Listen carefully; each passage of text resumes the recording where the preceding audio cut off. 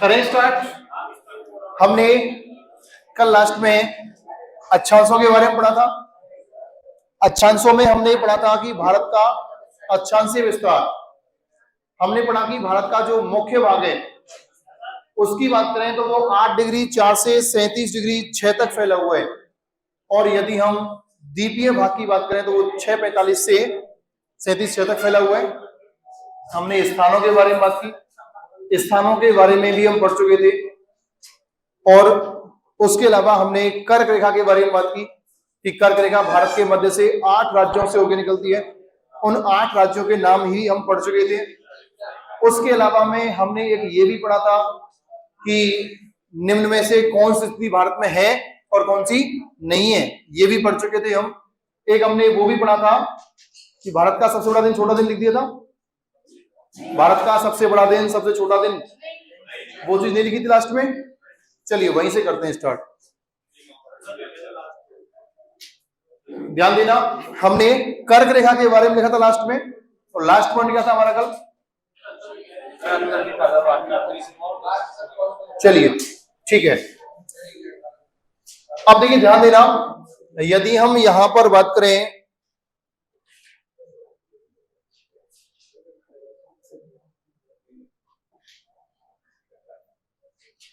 ध्यान देना भाई, हम स्टार्टिंग से ही पढ़ते आ रहे हैं कि पृथ्वी के मध्य से जो रेखा मानी गई है वो कौन सी है? 0 डिग्री अक्षांश रेखा, 0 डिग्री अक्षांश या 0 डिग्री अक्षांश रेखा। इसके उत्तर में एक रेखा है और यह है कर्क रेखा। इसके दक्षिण में भी एक रेखा है जिसका नाम है मकर रेखा। 0 डिग्री अक्षांश रेखा को भूमध्य रेखा कहा जाता है। और यदि हम बात करें यहां पर सूर्य की किरणों के बारे में कि सूर्य की जो किरणें हैं, ये सूर्य की किरणें केवल और केवल सीधी जो रहती हैं वो कहां रहती हैं? कर्क एवं मकर रेखाओं के मध्य वाले भाग में। सूर्य की सीधी किरणें केवल कर्क व मकर रेखा के मध्य वाले भाग में ही सीधी पड़ती हैं, यानी कि कर्क रेखा से ऊपर और मकर रेखा से नीचे कभी भी सूर्य की सीधी किरणें नहीं जाती हैं। और यही कारण है, महाद्वीपों में पढ़ चुके हैं कि अंटार्कटिका महाद्वीप पर बर्फ जमी हुई है। यहां हम बात करें, यहां हम देखें कि कर्क रेखा पर सूर्य की जो सीधी किरणें पड़ती हैं ये किस दिन होती हैं? 21 जून। 21 जून को सूर्य की सीधी किरणें कहां पर होती हैं? कर्क रेखा पर। कर्क रेखा से ऊपर जाती नहीं है, तब सूर्य दक्षिणायन होना प्रारंभ होता है। दक्षिणायन होता है तो जून के बाद में कौन सा महीना आएगा? जुलाई। जुलाई के बाद अगस्त, और अगस्त के बाद सितंबर। सितंबर में हम देखें तो सितंबर में 23 सितंबर, सितंबर में कितना? 23 सितंबर। 23 सितंबर के दिन सूर्य की सीधी किरणें कहां पर होती हैं? भूमध्य रेखा पर। इसके बाद में सूर्य फिर आगे दक्षिणायन होना चालू करता है, प्रारंभ करता है। तो सितंबर के बाद में आएगा अक्टूबर, अक्टूबर के बाद नवंबर, और नवंबर के बाद दिसंबर। दिसंबर में दिनांक आती है, डेट आती है 22 दिसंबर। 22 दिसंबर के दिन सूर्य की सीधी किरणें मकर रेखा पर होती हैं। और जब सूर्य की सीधी किरणें मकर रेखा पर होती हैं तो गौर करना, हम पढ़ चुके हैं ऑस्ट्रेलिया के मध्य से होकर निकल रही है कौन सी रेखा? मकर रेखा। ये हम बात कर चुके हैं पहले ही। और हम यहां बात करें कि ये 22 दिसंबर जो है, इस समय दक्षिणी गोलार्ध में तो क्या होता है? गर्मी होती है, और इस समय उत्तरी गोलार्ध में सर्दियां होती हैं। दिसंबर के बाद में अब सूर्य की किरणें मकर रेखा से नीचे नहीं जाएंगी, दक्षिण में कहां तक जाती हैं? मकर रेखा तक। हम पढ़ चुके हैं वह स्थान जहां तक सूर्य की सीधी किरणें जाती हैं क्या कहलाता है? अयनान। तो ये मकर रेखा क्या कहलाएगी? दक्षिणी अयनान। इसके बाद में सूर्य की किरणें अब पुनः उत्तरायण होना प्रारंभ होंगी। तो दिसंबर के बाद कौन सा महीना? जनवरी। जनवरी के बाद फरवरी, और फरवरी के बाद मार्च। मार्च में हम देखें तो मार्च में दिनांक आती है 21 मार्च। कितना मार्च? 21 मार्च। 21 मार्च को सूर्य की सीधी किरणें वापस से कहां पहुंचेंगी? भूमध्य रेखा पर। और इसके बाद में फिर हम आगे बढ़े तो मार्च के बाद में अप्रैल, अप्रैल के बाद मई, मई के बाद जून, जून में 21 जून, ऊपर नहीं जाएगा। अब किरणें फिर नीचे आने लगेंगी, तो जुलाई, अगस्त, सितंबर। कहने का मतलब यही क्रम बार बार चलता रहता है, वर्ष भर यही क्रम देखने को मिलता है। 21 जून को सूर्य की किरणें कर्क रेखा पर और 22 दिसंबर को सूर्य की किरणें मकर रेखा पर सीधी होती है। गौर करना, यदि यहां पर हम देखें, एक स्टेटमेंट देखना और ध्यान देना, बताना सही है या गलत है। बताएं, कर्क एवं मकर रेखाओं के मध्य सूर्य की सीधी किरणें वर्ष में 2 बार होती हैं। बताना सही है गलत है। दोबारा सुने, कई लोगों को समझ में नहीं आया, दोबारा सुनिए, ध्यान देना। हम किसी भी स्थान की बात करें कि कर्क और मकर रेखा, गौर करें, कर्क एवं मकर रेखाओं के मध्य सूर्य की सीधी किरणें वर्ष में 2 बार होती हैं या नहीं होती हैं? होती हैं, 2 बार होंगी। यानी कि एक बार जब किरणें उत्तरायण होंगी तब, दूसरी बार जब वापस आएंगी तब। और ये घटनाक्रम एक वर्ष में पूरा हो जाता है। तो एक वर्ष में कितनी बार? 2 बार। अब यहां पर हम बात करें, यहां पर हम देखें कि भारत का सबसे बड़ा दिन कब होगा? 21 जून। ना केवल भारत, ये हम उत्तरी गोलार्ध में कहेंगे। तो भारत का सबसे बड़ा दिन कौन सा है? 21 जून। भारत का सबसे छोटा दिन, यदि पूछे आपसे, ऑस्ट्रेलिया का सबसे बड़ा दिन 22 दिसंबर। पूछे आपसे भारत की सबसे बड़ी रात, अरे जब दिन छोटा होगा तो रात बड़ी होगी। भारत की सबसे छोटी रात, दोनों गोलार्धों में दिन व रात की अवधि समान रहती है, 21 मार्च और 23। बताओ, आया समझ में? यहां तक लिख दीजिए इसको, नेक्स्ट टाइम से लिखें। बनाओ बनाओ जल्दी।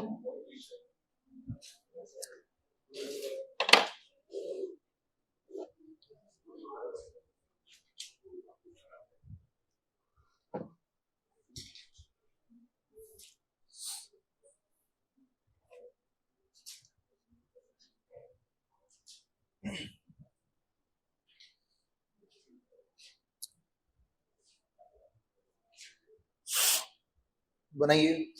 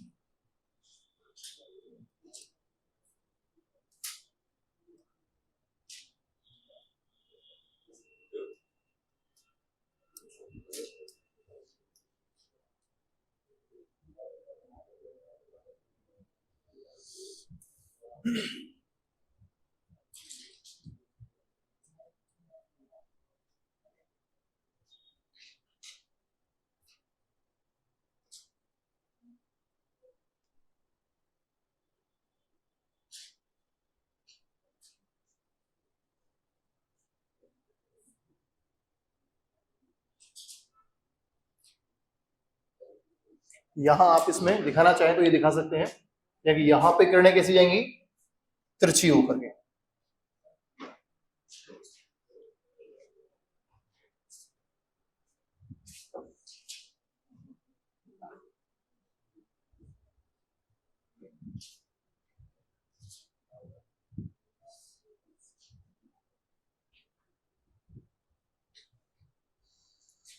यहां क्या दिक्कत आ रही थी?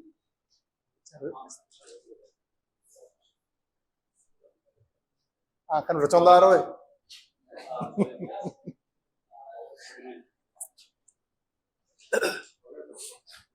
हो गया, चलो नेक्स्ट लाइन से 2-3 पॉइंट लिख दो इसमें। लेकिन नेक्स्ट लाइन से लिखिए, देखिए भारत का, देखिए भारत का सबसे बड़ा दिन, भारत का सबसे बड़ा दिन, नेक्स्ट लाइन लिखें 21 जून।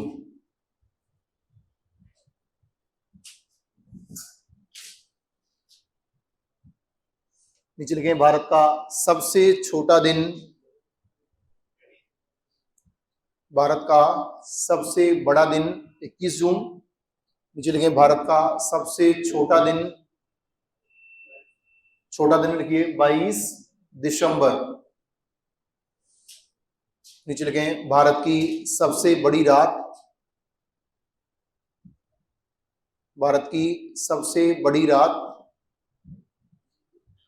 22 दिसंबर। और नीचे लिख दो भारत की सबसे छोटी रात, भारत की सबसे छोटी रात 21 जून।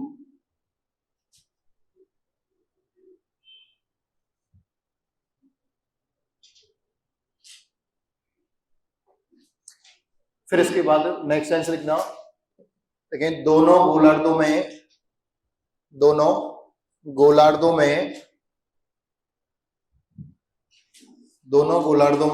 दिन व रात की अवधि समान रहती है। दोनों गोलार्धों में दिन व रात की अवधि समान रहती है। और ये अवधि समान कब रहती है तो डैशला लिख दीजिए 21 मार्च व 23 सितंबर। 21 मार्च व 23 सितंबर दोनों गोलार्धों में दिन व रात की अवधि समान रहती है, 21 मार्च व 23 सितंबर। देखिए लिख दिया। अभी हमने लिखा कि भारत का सबसे बड़ा दिन किस दिन होता है, 21 जून को। भारत का सबसे बड़ा दिन 21 जून। अभी महीना कौन चल रहा है, जून चल रहा है। और जून की बात करें तो अभी आप देख पाएंगे, आप सुबह जब जगते हैं तो क्या दिन निकलाता है या नहीं निकलता, निकल जाता है। इसका मतलब आप बहुत लेट जगते हो। कितने बजे जगते हैं, 5:32।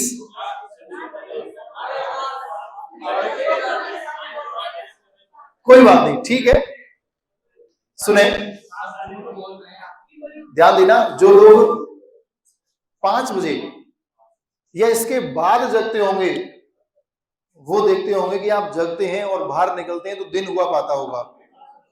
ऐसा है, ऐसा है। यदि आप 5 के बाद जगते हैं तो वो अलग बात है। 2-3 दिन बादल हो रहे थे, अभी 2-3 दिन मौसम खराब था, वो अलग बात थी।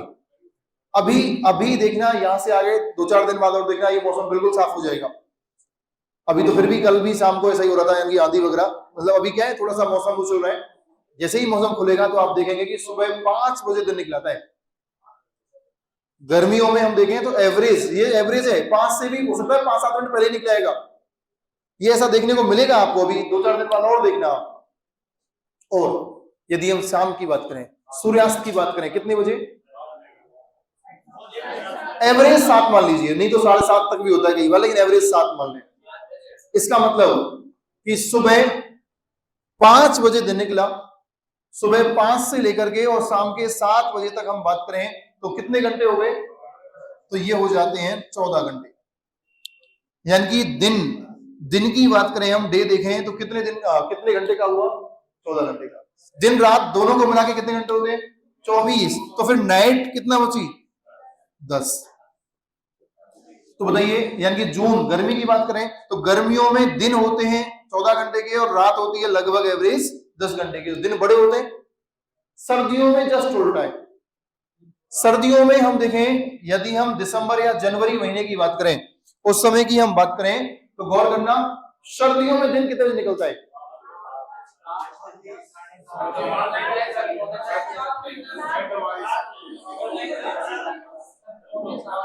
सुने, हाँ ऐसा भी होता है। यदि आप पूर्वी राजस्थान से हैं, ध्यान देना, यदि आप पूर्वी राजस्थान से हैं तो पूर्वी राजस्थान में दौसा से आगे जब आप जाएंगे तो जनवरी के महीने में तो आपको ये देखने को मिल जाएगा, 2, 4, 6 जनवरी के आसपास ऐसा देखने को मिल जाएगा कि जब हो सकता है दिन में सूर्य निकले ही नहीं। ये स्थिति कोई है भरतपुर का इसमें, धौलपुर से, अब बताओ ऐसा होता है नहीं होता? कई बार ये देखने को मिल जाता है, दिन निकलता ही नहीं है, यानी कि सुबह से लेकर के शाम तक धुंध रहती है, कोहरा रहता है। और आगे जाएंगे आगरा, और इधर और आगे जाएंगे आगरा, या जैसे हम बात करें उत्तर प्रदेश में, यूपी में, तो वहां और आपको स्थिति देखने को मिलेगी, क्योंकि वहां पानी और ज्यादा है, तो वहां पानी ज्यादा होने से वहां पे कोहरा और ज्यादा रहता है। सर्दियों में देखा होगा आपने, यदि आपने कभी ट्रेन से यात्रा की है, तो जितनी भी ट्रेनें उत्तर प्रदेश की तरफ से हमारे राजस्थान के या जयपुर में आती हैं, सभी ट्रेन कम से कम कोई 10 घंटे लेट, कोई 12 घंटे लेट। देखा है कभी गर्मियों में आपने ट्रेन सुनी है कि 12 घंटे ट्रेन लेट चल रही है? सर्दियों में देखने को मिलता है। इधर जोधपुर से ट्रेन आएगी, जोधपुर से चल के ट्रेन आ रही है, तो वो हो सकता है आपको आधा या 1 घंटा ही लेट, कई बार स्थिति ऐसी हो जाती है, तो वो मिल जाए। लेकिन इधर से आने वाली ट्रेन आपको एक्चुअल टाइम पे मिलेगी। लेकिन कोई ट्रेन यदि इधर बिहार, पश्चिम बंगाल या फिर हम उत्तर प्रदेश की बात करें, इधर से आने वाली ट्रेनें जो है कई तो 18 घंटे लेट चलती है।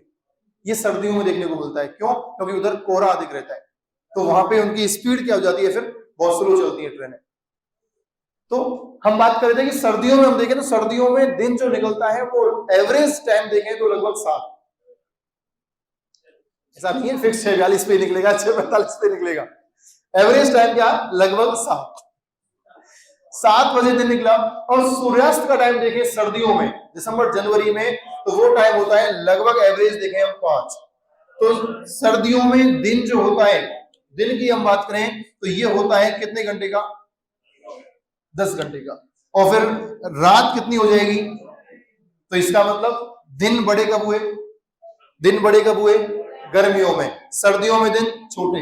ये जो लिखा हमने, ये लिखा है कि भारत का सबसे बड़ा दिन 21 जून। तो गर्मियों में दिन क्या होते हैं, बड़े होते हैं, रात कैसी होती है, छोटी। सर्दियों में उल्टा, सर्दियों में दिन छोटा होगा, रात बड़ी होती है। इसीलिए सर्दियों की शादी में अधिक मजा आता है, रात में अधिक टाइम मिलता है डांस करने के लिए। नहीं देखा? वो कहां पहुंच गया, अरे क्लास में ही रह रहा है। अरे इससे आपकी सोच पता चलता है। कोई बात नहीं, कोई बात नहीं, नहीं मैं समझ गया आप कहां से। चलिए अब सुने, आगे बात करते हैं। हमने अभी पढ़ा कि भारत का सबसे बड़ा दिन, छोटा दिन, सबसे बड़ी रात, छोटी रात, दिन व रात की अवधि समान, इसके बारे में। यानी कि हमने अब तक जो पढ़ा था वो किसके बारे में, अक्षांशों के बारे में। अच्छा एक प्रश्न बताएं, चलो लिख देता हूं प्रश्न, किसी को भी आंसर नहीं बोलना है और आंसर बताना है, ऑप्शन में लिखता हूं। प्रश्न है, अक्षांशों के बढ़ने पर, अक्षांशों के बढ़ने पर घटित होता है, अक्षांशों के बढ़ने पर घटित होता है। ऑप्शन है इसके, अक्षांशों के बढ़ने पर घटित होता है। ऑप्शन है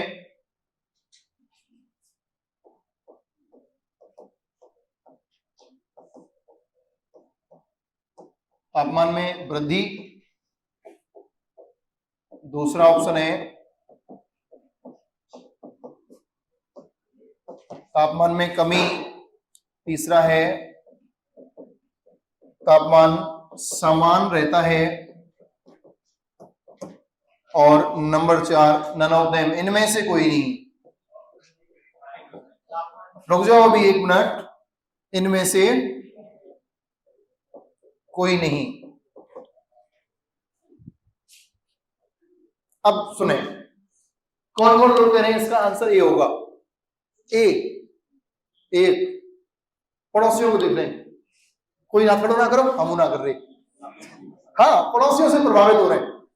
यदि ये खड़ो करेंगे तो हम भी करेंगे साहब, हम इनके संग हैं, जहां सब वहां हम। मतलब पड़ोसियों से प्रभावित नहीं होना चाहिए। और आज का टाइम ऐसा है कि हम पड़ोसियों से अधिक प्रभावित होते हैं। जैसे कि मुझे कुछ याद आया, जैसे कि मान लीजिए आप रूम लेके रहते हैं, आप रूम लेके रह रहे हैं, आप आरएएस या पीएसआई की तैयारी कर रहे हैं, और अब रह ही रहे होंगे कई लोग रूम लेके। अब मान लो आप अपने रूम के अंदर बैठ करके पढ़ने लग रहे हैं, आपके पड़ोस में रूम में कोई दूसरा व्यक्ति रहता है, वो आपके पास आकर ही पूछे कि भाई क्या कर रहे हो, कि भाई तैयारी कर रहा हूं, किस चीज की तैयारी कर रहे हो, कि आरएएस की तैयारी कर रहा हूं। उसके मुंह से ऐसे निकले कि अरे यार कितना भी पढ़ ले नहीं होगा। आप तैयारी करने लग रहे हैं, आप एक अच्छे समय से तैयारी कर रहे हैं, आपकी तैयारी भी अच्छी है, आप पढ़ने भी लग रहे हैं उस समय, और उसने तब ऐसा बोला कि कितना भी पढ़ ले नहीं होगा। तो एक नेगेटिव विचार सामने आया। तो हो सकता है यदि आप अकेले रहते हैं, वो दो रहते हैं, इच्छा तो होगी कि इससे कुछ कहूं, लेकिन जानबूझ के कह नहीं पा रहे उससे, क्या पता दो है मैं अकेला हूं। होता है कई बार ऐसा भी हो जाता है। या फिर आपसे साइज में बड़ा है, हो सकता है आप सोचें कि क्या पता उल्टा पीट दे, इसलिए आप उससे कुछ कह नहीं पा रहे।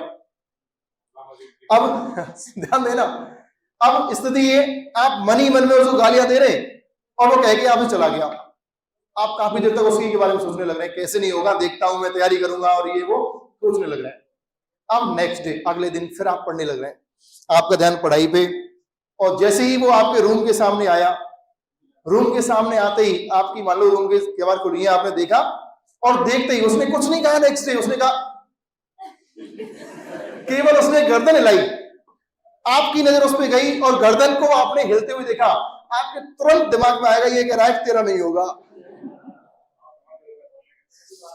बता होता ही नहीं होता, यानी आप उससे प्रभावित होंगे। हो सकता है कि कई बार ऐसा भी हो जाता है कि मान लो वो किसी और से बात कर रहा है और वहां दूर है थोड़ा सा, और निगाह उसकी मतलब आपकी तरफ है, और वो किसी और से मना कर रहा है नहीं, आप सोचेंगे मुझसे कह रहा है कि तेरा होता है नहीं होता। तो दूसरों से प्रभावित नहीं होना है, दूसरों से प्रभावित नहीं होना है। पड़ोसी क्या सोचते हैं, पड़ोसी जाए बाढ़ में। ध्यान रखना, लाइफ में दूसरे से प्रभावित तो होना ही नहीं है। यदि दूसरे हाथ खड़े करेंगे तब तो साहब हम करेंगे, जब पड़ोसी हाथ खड़े ना कर रहे तो हम क्यों करें, ऐसा नहीं, ऐसा नहीं है। आपको अरे रुक जाओ, मतलब आप भावनाओं में बहुत जल्दी रह जाते हैं, इतने जल्दी भावनाओं मत भाग रहे हो भाई, पीछे वाले ज्यादा इमोशनल है। सुनिए, अच्छा बी, कौन लोग कह रहे हैं बी होगा इसका आंसर? चलिए, काफी संख्या है। सी 1 2 3, अच्छा डी कोई नहीं,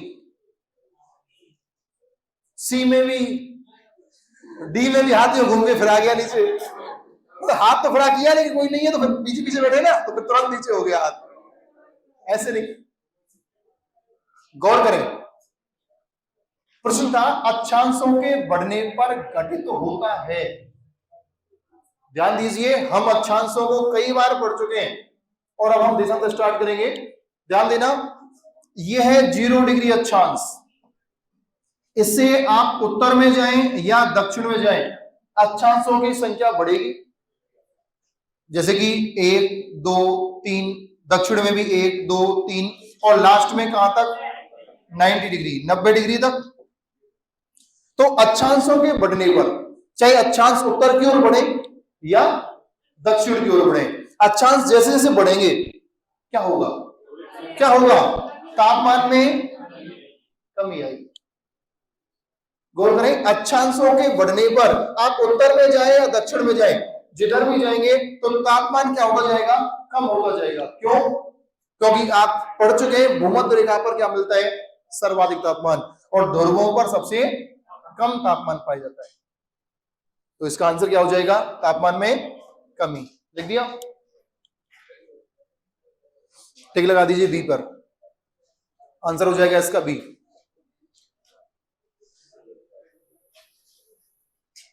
आगे बढ़े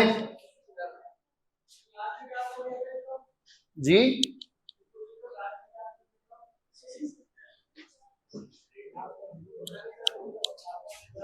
आप कहां थे अभी? कोई बात नहीं, कोई बात नहीं। देखिए, हमने ये पढ़ा था कि अक्षांशों के बढ़ने पर घटित होता है तो तापमान में कमी, यानी कि हम भूमध्य रेखा से उत्तर में जाएं या दक्षिण में जाएं, अक्षांशों की संख्या बढ़ती हुई जाएगी, अक्षांश बढ़ेंगे, और जैसे अक्षांश बढ़ेंगे तापमान में उतनी ही धीरे धीरे क्या होती जाएगी, कमी होती जाएगी। जितने अक्षांश बढ़ेंगे तापमान उतना ही कम होता हुआ जाएगा। तो अक्षांशों के बढ़ने पर चाहे वो उत्तर में बढ़े या दक्षिण में, तापमान में क्या आएगी, कमी आएगी। ये था। चलिए अब हेडिंग डालें नेक्स्ट।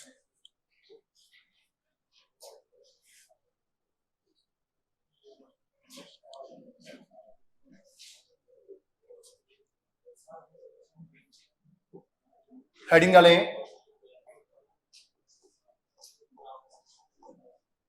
देशांतरीय स्थिति।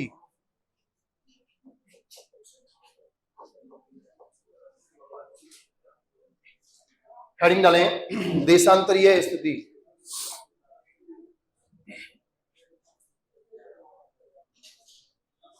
और देशांतरीय स्थिति के बारे में हम बात करें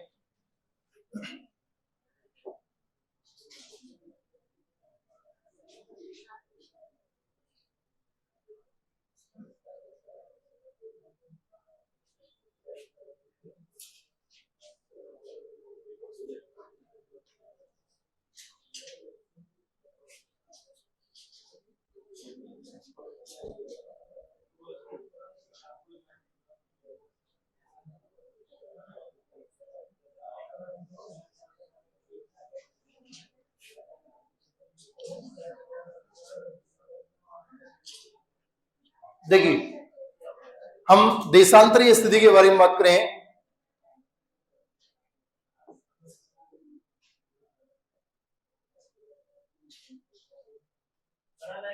बिल्कुल बनाना है भाई।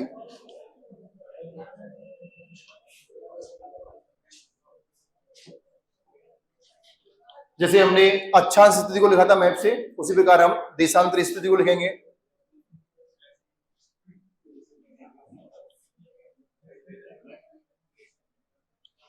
इसको बना करके और लिख दें इसमें, यानी कि भारत की देशांतरीय स्थिति के बारे में बात करें कि भारत कहां से कहां तक फैला हुआ है।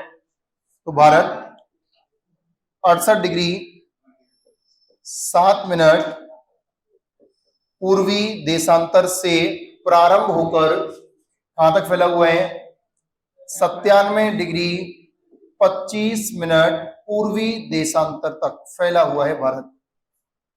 भारत जो है ये 68 डिग्री 7 मिनट पूर्वी देशांतर से प्रारंभ होकर के 97 डिग्री 25 मिनट पूर्वी देशांतर तक फैला हुआ है।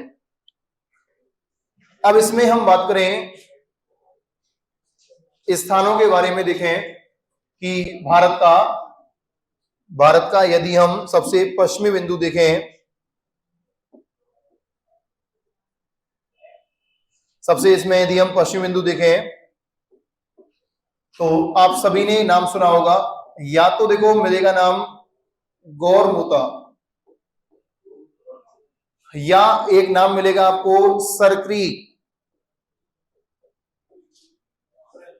हम दोनों की बात करेंगे, यानी कि एनसीईआरटी आरबीएससी के अनुसार भी।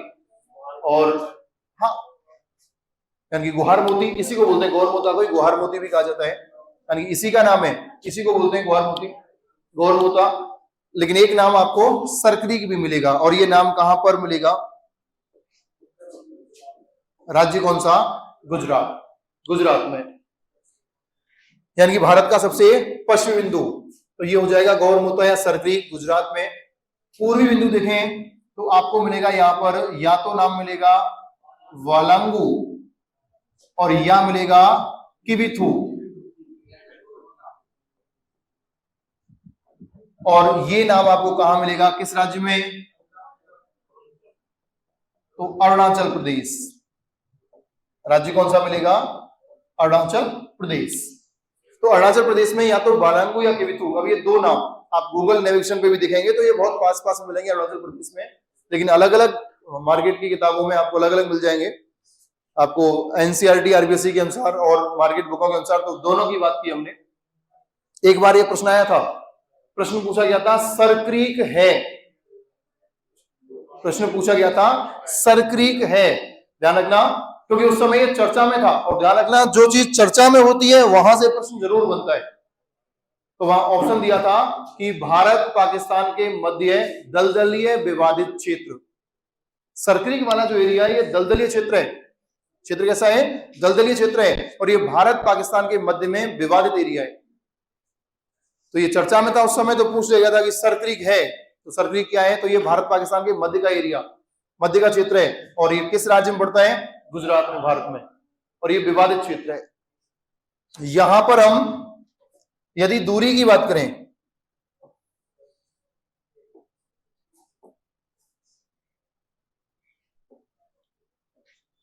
क्या हुआ, क्या चल रहा है? अरे पढ़ने पे अभी वहीं पे है आप, ध्यान दीजिए। यहां हम भारत की पूर्वी और पश्चिमी सीमा के मध्य दूरी के बारे में बात करें कि भारत की पूर्व से पश्चिम दूरी कितनी है, उस दूरी को लेकर के बात करें।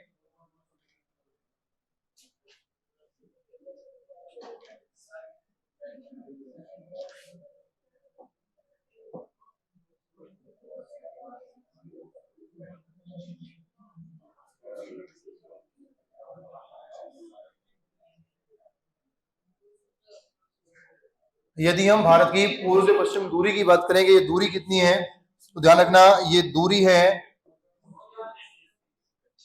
2933 किलोमीटर। बना दिया। तो हमने भारत की देशांतरी स्थिति के बारे में बात की कि भारत की देशांतरी स्थिति कितनी है। भारत 68 डिग्री 7 मिनट पूर्वी देशांतर से प्रारंभ होकर के 97 डिग्री 25 मिनट पूर्वी देशांतर तक फैला हुआ है। भारत का हमने पश्चिमी बिंदु देखा तो गौरमाता या सरक्रीक जो कि भारत के गुजरात राज्य में है, तथा पूर्वी बिंदु की बात करें तो वो बालांगू या केबिथु, ये भारत के अरुणाचल प्रदेश राज्य में है। भारत की पूर्व से पश्चिम यदि हम दूरी की बात करें या चौड़ाई की बात करें तो ये कितना आ जाएगा 2933 किलोमीटर। तो 2-3 लाइन ये भी लिख दीजिए, लिखो नेक्स्ट लाइन से।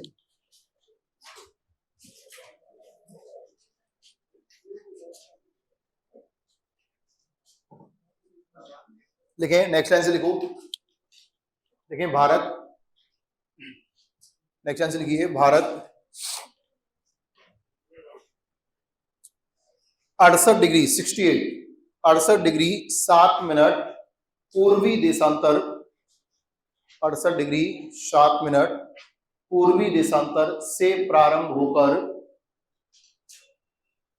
68 डिग्री 7 मिनट पूर्वी देशांतर से प्रारंभ होकर 97 डिग्री 25 मिनट 97 डिग्री 25 मिनट पूर्वी देशांतर तक फैला हुआ है। 97 डिग्री 25 मिनट पूर्वी देशांतर तक फैला हुआ है।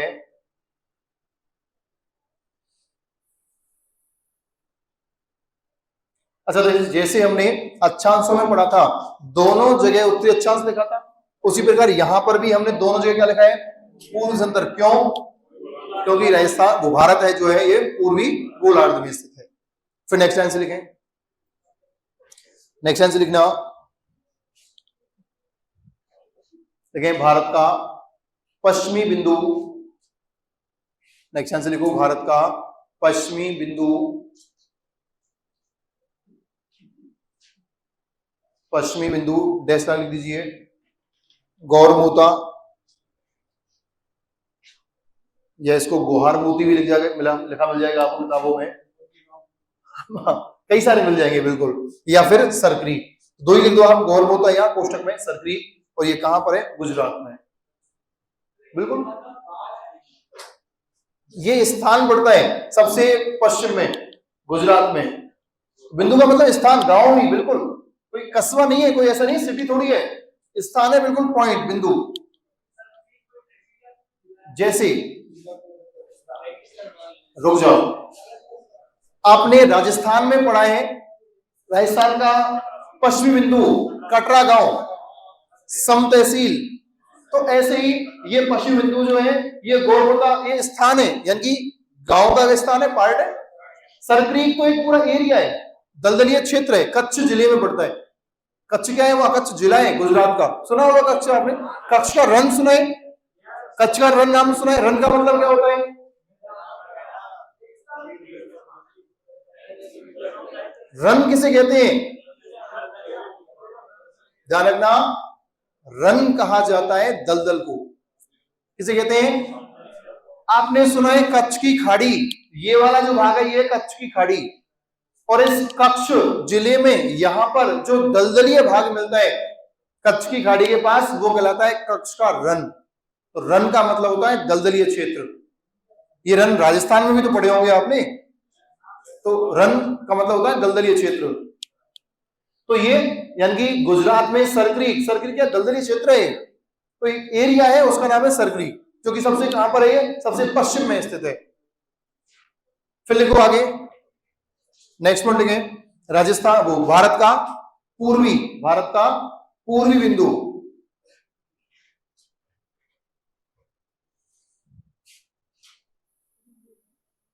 भारत का पूर्वी बिंदु, और पूर्वी कौन सा है? तो पूर्वी में दो नाम लिख दीजिए, बालांगू या किविथु, कहां पर? अरुणाचल प्रदेश में।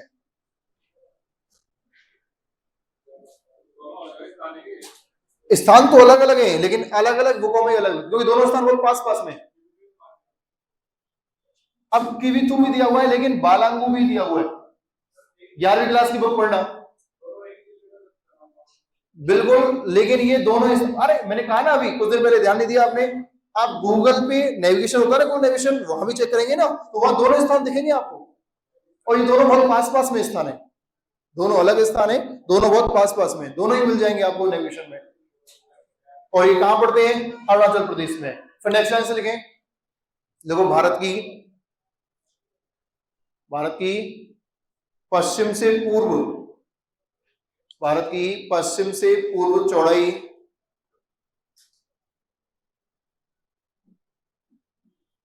भारत की पश्चिम से पूर्व चौड़ाई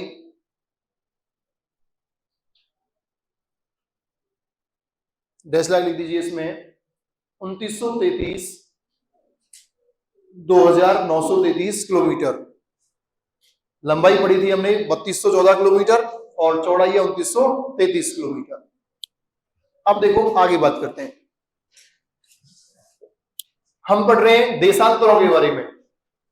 देशांतर रेखाएं जो होती हैं इनसे समय ज्ञात किया जाता है, तो समय ज्ञात करने के बारे में पढ़ेंगे, लेकिन उससे पहले हम बात करें तो यहां ध्यान देना, यानी कि प्रश्न बनेगा कि भारत का मानक समय, यहां हम भारत के मानक समय के बारे में बात करें कि भारत का मानक समय किसे माना गया है? तो भारत का मानक समय माना गया है 82.5 डिग्री पूर्वी देशांतर रेखा। 82.5 डिग्री पूर्वी देशांतर रेखा को भारत का मानक समय माना गया है। जिस प्रकार याद कीजिए, हमने विश्व का मानक समय पढ़ चुके हैं। विश्व का मानक समय किसे माना गया है? 0 डिग्री को, 0 डिग्री देशांतर रेखा को विश्व मानक समय रेखा कहा जाता है। ये पढ़ के आए थे हम। तो विश्व का मानक समय किसे माना गया है? 0 डिग्री देशांतर को। उसके कई नाम पढ़े थे हमने, बिल्कुल, उसको ग्रीनविच रेखा कहा जाता है। क्यों? क्योंकि यह इंग्लैंड के ग्रीनविच नामक स्थान पर रॉयल वेधशाला से मानी गई है। इसका निर्धारण हमने पढ़ा था 22 अक्टूबर 1884 वाशिंगटन डीसी से। ये हम पहले पढ़ के आई हैं। हमने इसके अन्य नामों में ये भी पढ़ा था, इसको प्रधान यामोत्तर रेखा कहा जाता है, इसे प्रधान मध्याह्न रेखा के नाम से जानते हैं, इसको ही ग्रीनविच रेखा कहा जाता है, इसको ही विश्व मानक समय रेखा कहा जाता है, इसको ही 0 डिग्री के नाम से जानते हैं। तो ये हम पहले पढ़ के आए थे। यहां हम भारत के मानक समय की बात करें कि भारत का जो मानक समय है वो 82.5 डिग्री पूर्वी देशांतर रेखा को माना गया है। ये समय जो लिया गया है भारत का मानक समय, ये कहां से लिया गया है? तो उत्तर प्रदेश। उत्तर प्रदेश में प्रयागराज, पहले इसका नाम क्या था? इलाहाबाद, नया नाम प्रयागराज। और प्रयागराज में भी स्थान देखें तो कौन सा? नैनीताल। नहीं, वो जो तालों में नैनीताल, वो तो उत्तराखंड में। यानी कि दोनों अलग अलग स्थान है। नैनीताल उत्तराखंड का एक टूरिस्ट पैलेस है। अभी गर्मियों में, गर्मियां चल रही हैं, आप चेक करना, नैनीताल हुआ, मसूरी हुआ, कुल्लू मनाली, इन जगह पे सर्वाधिक पर्यटक पहुंच रहे हैं अभी गर्मियों में। क्योंकि वो क्या है, हिल स्टेशन है, पर्वतीय क्षेत्र है। तो वो उत्तराखंड में, ये कहां पर है, उत्तर प्रदेश। अच्छा, यहां से एक प्रश्न और बनता है, आपने कभी भारत में परिवहन पढ़ा हो तो वहां पढ़ने को मिलता है कि भारत में वायु परिवहन की शुरुआत कब और कहां से हुई। वेरी गुड, 1911 में। 1911 में इस प्रयागराज का पहले नाम था इलाहाबाद। क्या नाम था? इलाहाबाद। तो इलाहाबाद से नैनी के मध्य भारत में पहली बार प्लेन उड़ाया गया, छोड़ा गया। तो भारत में पहली बार, और ये घटना कब की थी? 1911। 1911 में कहां से कहां? इलाहाबाद से नैनी के मध्य। तो बताइए ये उड़ान जो थी ये किस क्षेत्र की थी? तो ध्यान रखना, ये उड़ान डाक सेवा की थी। किसकी थी? भारत में डाक सेवा के लिए पहली बार उड़ान उड़ाई गई थी 1911 में। लेकिन प्रश्न ये बने, भारत में व्यक्तियों के लिए, या हम कहें नागरिक उड़ान, या हम कहें व्यक्तियों को कब उड़ाया गया पहली बार? यानी कि व्यक्तियों के लिए उड़ान सेवा कब प्रारंभ की गई थी भारत में पहली बार? तो ध्यान रखना, 1920। 1920 में भारत में पहली बार नागरिक उड़ान उड़ाई गई। ये कहां से कहां? तो वो स्थान है मुंबई से कराची। आज वर्तमान में कराची पाकिस्तान में, लेकिन 1920 में पाकिस्तान का जन्म ही नहीं हुआ था। कोई रूपरेखा थी नहीं उस समय 1920 में। उस समय तो पाकिस्तान था क्या? नहीं था, भारत ही था पूरा। तो कराची भारत का ही पार्ट था। तो 1920 में कहां से कहां? मुंबई से कराची के मध्य पहली उड़ान सेवा किस क्षेत्र की? नागरिक सेवा। एक प्रश्न आपने ये भी पढ़ा होगा कि राजस्थान में वायु परिवहन की शुरुआत कब से मानी जाती है? गंगा सिंह कहां से आ गई? हाँ, गंगा सिंह ने बहुत सारी चीजें स्टार्ट की है, गंगा रसाला वगैरह, तो वो आप कह सकते हैं। लेकिन हम उड़ान की बात कर रहे हैं, हम ऊंट थोड़ी चलवा रहे हैं, हम तो प्लेन उड़ा रहे हैं।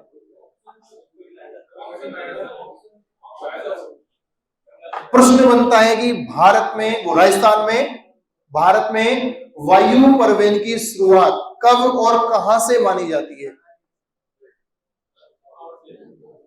सांगानेर से।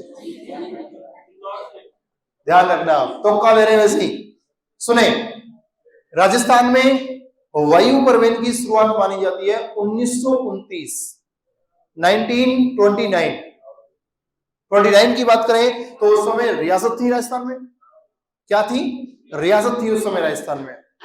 तो उस समय 1929 में राजस्थान में जो स्टार्टिंग हुई वो मारवाड़ रियासत से। मारवाड़ के उस समय शासक थे कौन? महाराजा उम्मेद सिंह। ध्यान रखना, उम्मेद सिंह। 1929 की बात कर रहे हैं।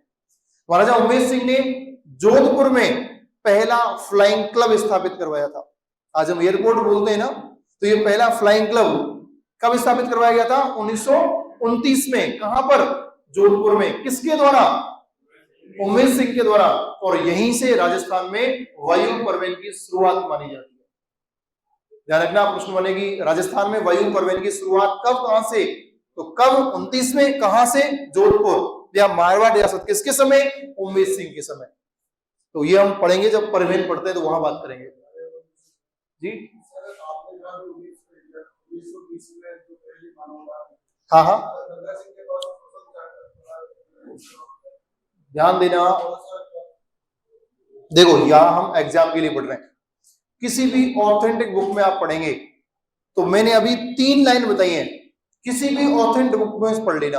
हाँ, गंगा सिंह, मैं मानता हूं गंगा सिंह के बारे में कि हमारे राजस्थान के राजाओं में गंगा सिंह एक ऐसे राजा हुए हैं कि वो अंग्रेजों के बहुत निकट थे। बीकानेरी थी, और बीकानेर तो मुगलों के समय मुगलों के बहुत निकट थी, और जब अंग्रेज आ गए तो अंग्रेजों के बहुत निकट रही है। गंगा सिंह के बारे में तो हिस्ट्री नहीं पढ़ रहे हम, यहाँ हिस्ट्री पढ़ते तो बहुत अच्छी अच्छी चीज पढ़ने को मिलती है हिस्ट्री में हमें।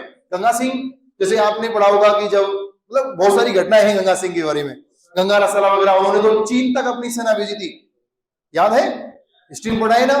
गंगा सिंह के समय तो गई थी। गंगा रसाला नाम सुना है? गंगा रसाला जो भी ऊंटों की एक टुकड़ी थी, चीन तक लड़ने गई थी। किसने भेजी थी? गंगा सिंह ने। तो गंगा सिंह बहुत करीबी थे। ये आप जो कह रहे हैं बात सही है, लेकिन हम यहां पढ़ रहे हैं हमारे एग्जाम के लिए। एग्जाम के लिए जो ऑथेंटिक बुक है उनमें जो लाइन लिखी हुई है वो हमें ध्यान रखनी है। लाइन क्या बनती है, प्रश्न क्या बनता है वो सुने। हमने प्रश्न पढ़ा कि भारत में पहली बार, यदि हम कहें कि भारत में पहली बार वायु परिवहन के बारे में बात करें तो ये स्टार्टिंग मानी जाती है 1911। 1911 में जो पहली बार प्लेन, जो जहाज उड़ाया गया वो एक डाक सेवा के लिए था। कहां से कहां बात कर चुके हैं हम, इलाहाबाद से नैनी के मध्य, डाक सेवा की उड़ान। लेकिन नागरिक उड़ान व्यक्तियों के लिए, आपने गौर नहीं किया, व्यक्तियों के लिए उड़ान सेवा, व्यक्तियों के लिए नागरिक सेवा के रूप में जो उड़ान सेवा प्रारंभ हुई थी वो 1920 में। 1920 में कहां से कहां, तो स्थान भी याद रखना, मुंबई से कराची के मध्य ये उड़ान सेवा प्रारंभ हुई थी भारत में सबसे पहले। तो ये दोनों आपको याद रखने हैं। और राजस्थान की बात करें तब आपको 1929 याद रखना है। ये तीनों पॉइंट आपको याद रखना है। वो अलग बात है गंगा सिंह राजशाही से, मतलब बहुत सारी चीजें ऐसे तो फिर राजस्थान पढ़ने के लिए, लेकिन यहां पर हमने बात की है, जैसे आपने पढ़ा होगा राजस्थान में, ये तो हम वायु परिवहन की बात कर रहे थे, लेकिन यदि हम राजस्थान में सड़क परिवहन की बात करें, गौर करना, आप आज वर्तमान में पढ़ते हैं RSRTC, सबने यूज किया, सेवाओं का यूज किया नहीं किया? कई लोगों के तो अभी भी सोच रहे हैं कि ये क्या है, रोडवेज बस में बैठे कि ना बैठे, बैठे हैं भाई। RSRTC लिखा होता है ना, Rajasthan state road transport corporation, Rajasthan राज्य पथ परिवहन निगम की सेवाओं का आपने यूज किया है। ये आपने पढ़ा है कि RSRTC की स्थापना कब हुई, 64 में। लेकिन राजस्थान में सबसे पहले राजकीय बस सेवा कब प्रारंभ हुई, सरकारी बस कब चली और कहां चली? वेरी गुड, टॉप, बिल्कुल सही है। लेकिन कब? Very good, 1952। 1952 में राजस्थान में सबसे पहले सरकारी बस प्रारंभ हो गई थी। तो ऐसा नहीं है कि आप कहें कि साहब वो राजा ले आया था, परिवहन तो था ही, सड़क परिवहन तो पहले से था ही, लेकिन हम बात करें कि ये नागरिकों के लिए जो बस सेवा स्टार्ट हुई है राजस्थान में वो कब, 1952 में। और ये पहली बार कहां से स्टार्ट हुई थी, टोंक से। व्यक्तियों के लिए, एक आम पब्लिक इसमें बैठ सकती हो। राजा महाराजाओं के पास तो सुविधाएं बहुत पहले से नहीं है, लेकिन आम नागरिकों के लिए जो हम बात कर रहे हैं तो वो पढ़ा है ना आपने, राजकीय बस सेवा राजस्थान में कब प्रारंभ हुई थी, 1952 में। ये RSRTC तो बहुत बाद में आया था। चलिए आगे सुने, आगे बात करें। हमने अभी पढ़ा कि भारत का जो मानक समय है ये उत्तर प्रदेश के प्रयागराज में कहां से लिया गया है, नैनी नामक स्थान से लिया गया है। लेकिन यदि हम बात करें कि ये भारतीय मानक समय रेखा जो है, भारतीय मानक समय रेखा के बारे में हम बात करें तो प्रश्न बनता है ये रेखा भारत के कितने राज्यों से होकर निकलती है। राज्यों की बात करें तो राज्य हैं 5। कौन कौन से? यूपी, दूसरा MP, तीसरा छत्तीसगढ़, नंबर 4 उड़ीसा और नंबर 5 आंध्र प्रदेश। भारत के 5 राज्यों से होकर निकलती है कौन सी रेखा, भारतीय मानक समय रेखा। भारतीय मानक समय रेखा जो है ये भारत के 5 राज्यों से होकर निकलती है। और 5 राज्यों के नाम हमने देखे, कौन कौन से, कौन कौन से हैं? UP, MP, Orissa, UP MP के बाद छत्तीसगढ़, MP से अलग कौन सा हुआ है, छत्तीसगढ़, छत्तीसगढ़ के बाद उड़ीसा, उड़ीसा के बाद आंध्र प्रदेश। यानी कि हम इस रेखा के बारे में बात करें तो ये रेखा जो है ये लगभग इस प्रकार से निकलती है। राज्य कौन कौन से? तो ये राज्य हैं, पहला यूपी, दूसरा MP, तीसरा छत्तीसगढ़, नंबर 4 उड़ीसा और नंबर 5वां कौन सा है, आंध्र प्रदेश। इन 5 राज्यों से होकर निकलती है। यहां पर हम बात करें जिस प्रकार हमने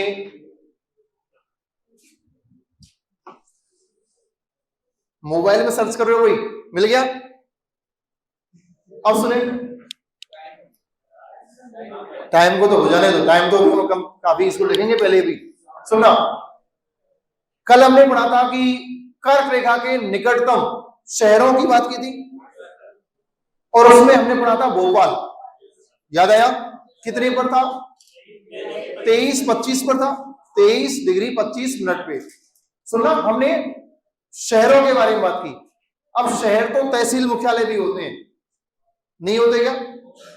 तहसील, राजस्थान में जो तहसीलें हैं, आप भी जिस जिले से हैं वहां तहसीलें होंगी, उन तहसील मुख्यालयों पर भी तो कस्बे होते हैं, वो भी क्या है? शहरी है, छोटे शहर है। लेकिन प्रमुख शहरों की तो छोटे शहर नहीं, प्रमुख शहरों की बात होती है। अब जैसे यहां हम बात करें, प्रश्न बनेगा कि भारतीय मानक समय रेखा के निकट सबसे नजदीक शहर कौन सा है? शहर कौन सा है? तो एक शहर है, इसका नाम है रीवा, एमपी। सुना होगा आपने। कितने डिग्री पर है? डिग्री भी तो देखेंगे, जैसे कल हमने पढ़ा था कि 23-25 आसपास। ध्यान रखना, ये है 81 डिग्री 19 मिनट पे।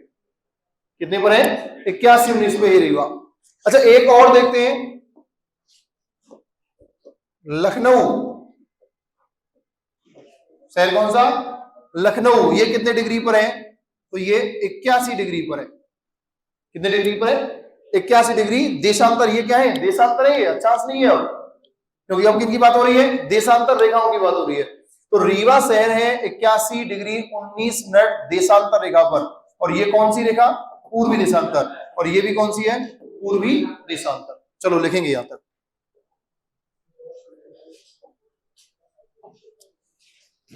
नेक्स्ट आंसर लिखें, लिखिए भारत का मानक समय। नेक्स्ट आंसर लिखो, भारत का मानक समय। भारत का मानक समय 82.5 डिग्री। भारत का मानक समय 82.5 डिग्री पूर्वी देशांतर रेखा, पूर्वी देशांतर रेखा को माना गया है।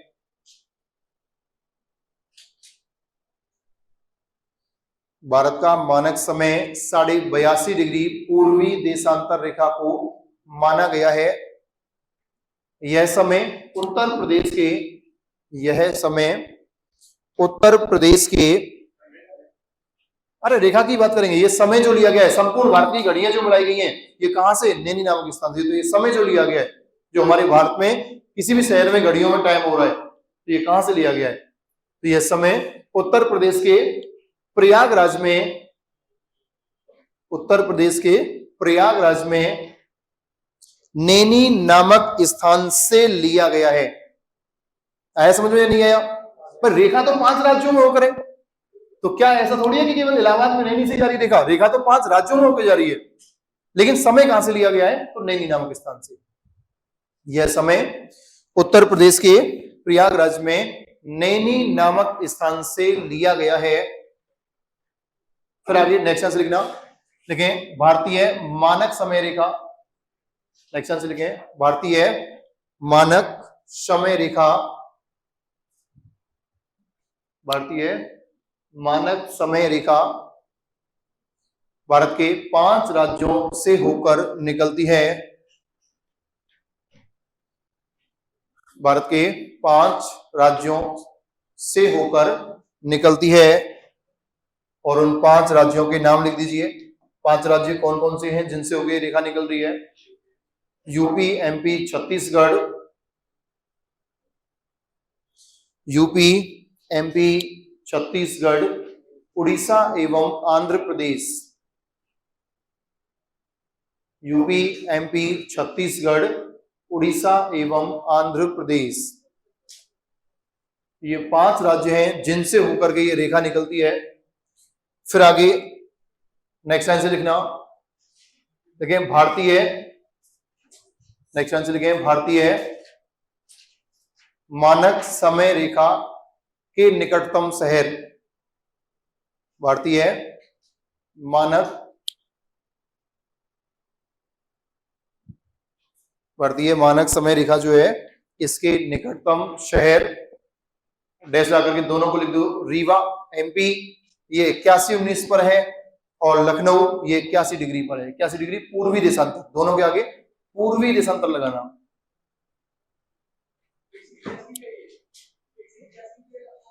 हाँ फिक्स 81, आगे नहीं है, होता तो लिखते हैं मिनट में। 81 के आगे यदि 1 2 4 कुछ मिनट होता तो लिखते हैं, फिक्स 81 पे है, मिनट नहीं है आगे।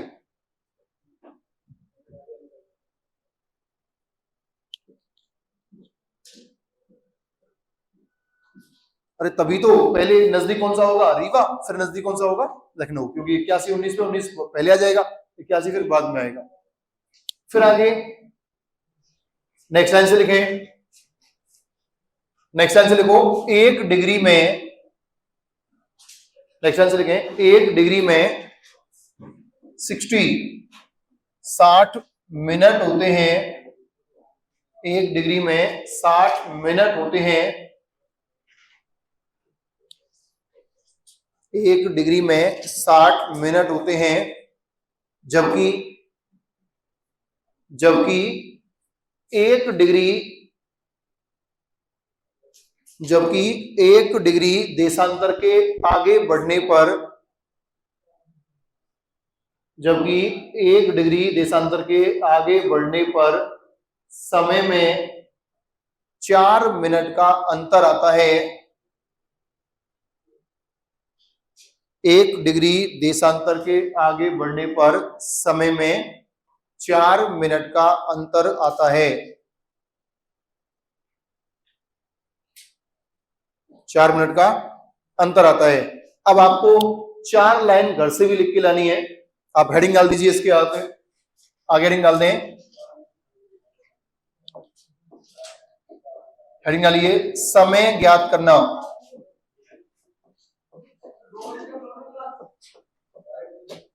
समय ज्ञात करना, कोई बात नहीं, लिखो तो यही लिखो, लिखना ही है वो तो। समय ज्ञात करना, याद करो जो हमने अक्षांश देशांतर पढ़े थे पहले, वहां लिखी थी ना 4 लाइनें। पहला स्टेप क्या था, देशांतरों का अंतर। पहला स्टेप था देशांतरों का अंतर, लिख दीजिए वहीं से, कोई बात नहीं, आपको 2 बजे तक पढ़ना है, पढ़िए। देशांतरों का अंतर, इसमें लिख दीजिए यदि पूर्वी है संख्याएं तो करेंगे सेम को माइनस, यदि पश्चिमी है तो भी क्या करेंगे, माइनस, यानी सेम संख्याओं को हम, सेम देशांतरों को माइनस करेंगे। यदि एक पूर्वी है और दूसरा पश्चिमी, तो इस कंडीशन में हम क्या करेंगे, प्लस, ये हम पढ़ चुके हैं पहले। दूसरा स्टेप क्या था, अंतर गुणा 4। तीसरा स्टेप था कि यदि समय 60 से अधिक है तो उसे परिवर्तित कर देंगे।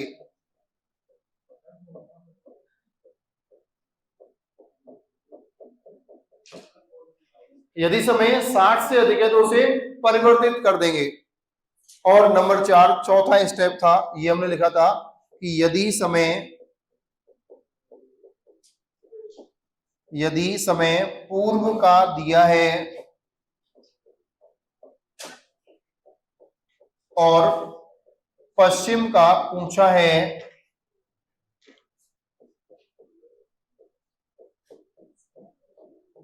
तो, पूर्व का दिया है पश्चिम का पूछा है तो माइनस हो जाएगा, या इसको हम घटा देंगे या वापस लौट जाएंगे। और यदि समय पश्चिम का दिया है, पूर्व का पूछा गया है, तो समय को प्लस कर देंगे, यानी कि जोड़ देंगे, या हम आगे बढ़ा देंगे समय को। ये 4 स्टेप हमने पहले भी लिखे थे। क्या अभी कुछ बताया नहीं, लिखना है, लिखो, ये बताना क्या है, लिखो, थोड़ा दिमाग में लगाया करो, पहले लिखो इन 4 स्टेप को।